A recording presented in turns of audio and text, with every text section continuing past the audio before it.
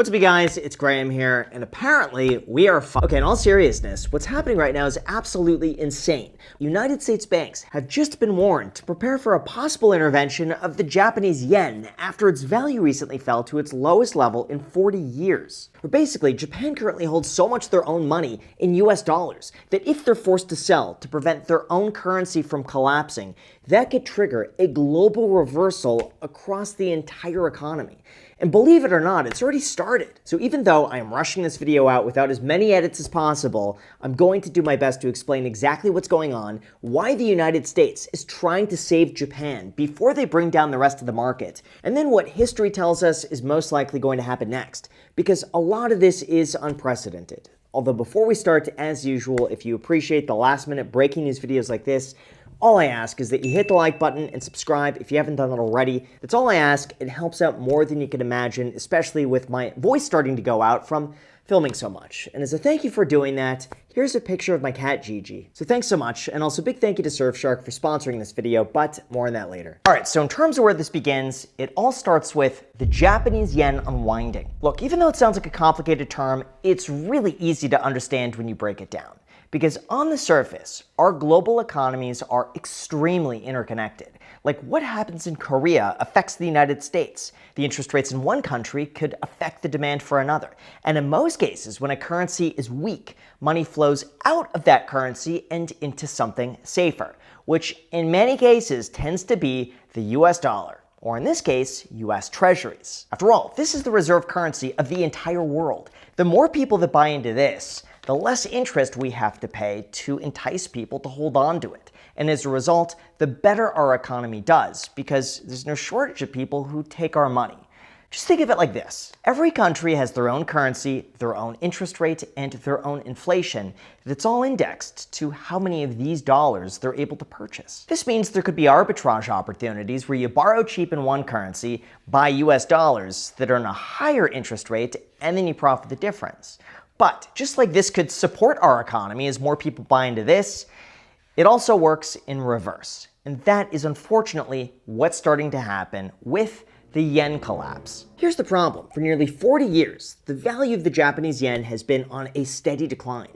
In fact, their financial system is so bad, with decades of deflation, an aging population, and weak demand, that interest rates remain near historic lows just to incentivize spending, borrowing, and trade. And they could get away with that because up until recently, their inflation has been pretty much non-existent.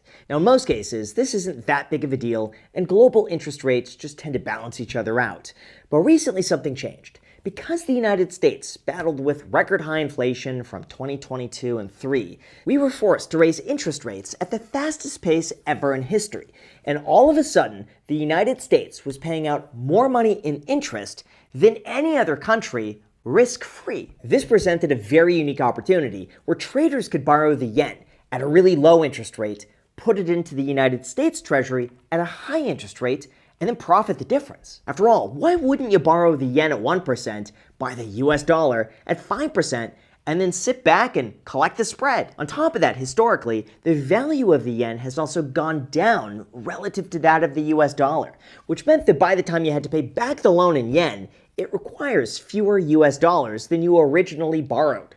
Or basically, think of it like this. In really simple terms, you could theoretically borrow 1.6 million yen at 1% interest, which would get you 10,000 US dollars. You could then take that $10,000 and buy a 12-month treasury earning 4%. If everything stays the exact same after 12 months, you now have $10,400, which is equivalent to 1,650,000 yen, pay back the original loan with 1% interest, and now you have roughly 400 US dollars worth of profit, all while owning something that's backed by the full faith of the US government. On top of that, just remember that the Japanese currency has been in a steady decline against the dollar, which means a lot of their money flows into the United States just to hold its value. However, all of this works really well until the one day it doesn't. And that's what recently happened, leading us to the unwind. On Friday, July 31st, Japan made a move that absolutely shocked the markets.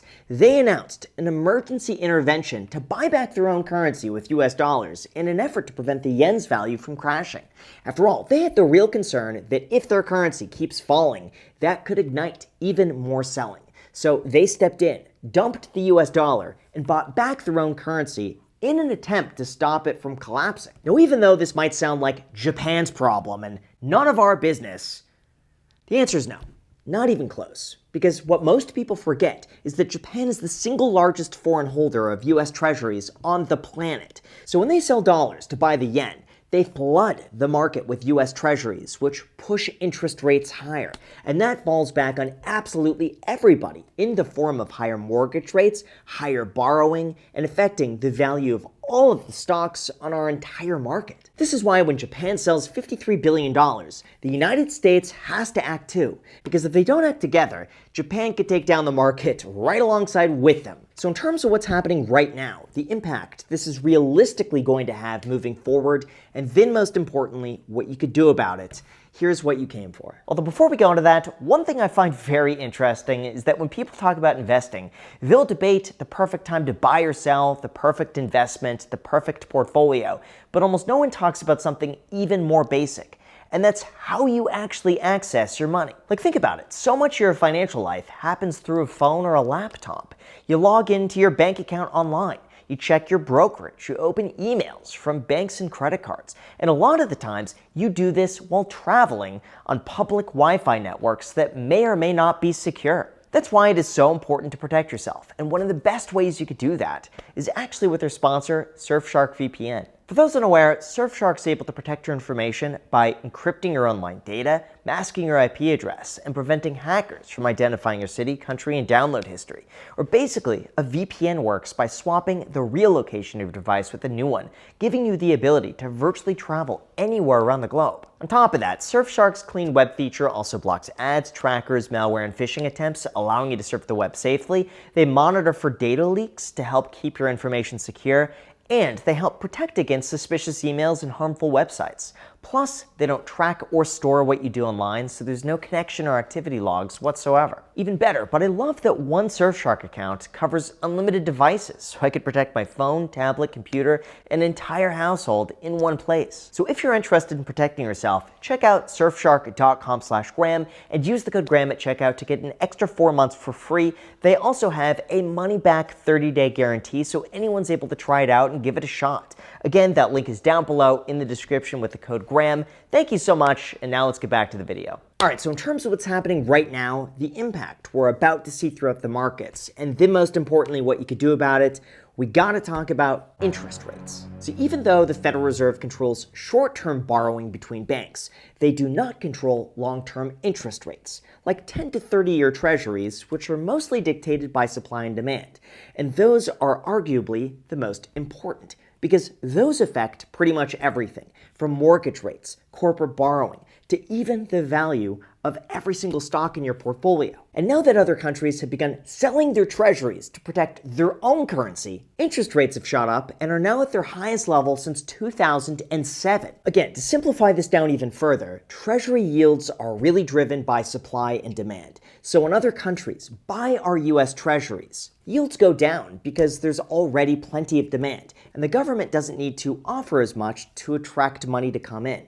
But when countries sell our treasuries, prices fall and yields rise, because buyers have to be offered a higher return before they're willing to step in and absorb all that extra supply. That's why it's now said that the United States is going to be forced to intervene, buy the yen with US dollars, and hopefully stop them from selling off treasuries, which drives our interest rates higher. Or basically, just imagine it like this. My friend and I both own shares in the same stock, but suddenly he is desperate for cash. And if he unloads all of his stock at once to raise capital, it's going to hurt the value of my shares too. So instead of allowing him to dump everything in the market, I raise some cash to buy his shares. Not so much to help him out, but to keep the value of my shares stable. Well, that's pretty much exactly what's going on here, except for the US economy. However, Japan's not the only one selling US treasuries. Demand for our bonds has recently fallen to 10-year lows, purely because other countries are facing higher inflation due to rising oil costs, and our treasuries are the ones that they hold on to and sell. This is exactly why our 10-year treasury just crossed its 100-year moving average, which is a century-level event that is basically a first. So in terms of what happens next and what this means for everyone watching, there is one more topic worth discussing, and that would be the aftermath. The reality is we have seen this exact same scenario play out before. In fact, in 2024, Japan ran this exact same strategy. We saw 2 rounds of emergency intervention. Nearly 10 trillion yen was spent defending their currency. And it worked. For a few weeks, the yen ended up bouncing about 5% off its 34-year low. And then it proceeded to fall and hit a 38-year low just a few weeks later. Now compare that to what just happened a few days ago. Japan spent a record $59 billion. The yen rips from 163 up to almost 157, its biggest weekly gain since February. And then by Friday afternoon, it had fallen back down to 160. So all of that work was for what? A few hours worth of relief? How? Well, it's the same reason why this didn't really fix anything in 2024.